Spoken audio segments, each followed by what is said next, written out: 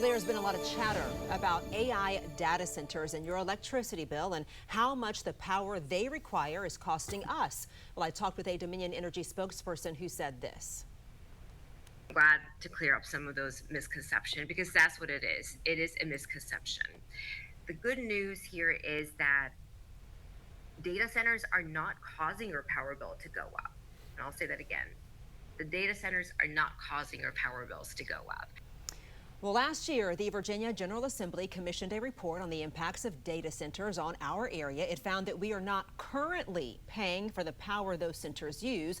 Aisha Khan, who you just heard from with Dominion Energy, says right now companies are paying for the power the centers use. The increase you're seeing, she says, is due to the rising cost of fuel for power plants and equipment like utility poles, wires, cables, transformers, etc. She says you can blame inflation for that.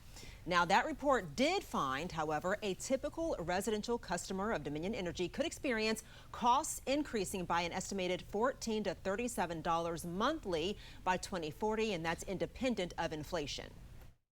We have proposed some additional protections.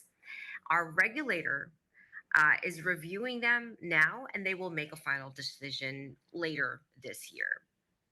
So, for example, we've proposed increasing how much data centers will be paying for their power upfront. We've also proposed having them pay for their requested power over a long period of time, even if they end up using less power than they requested or anticipated.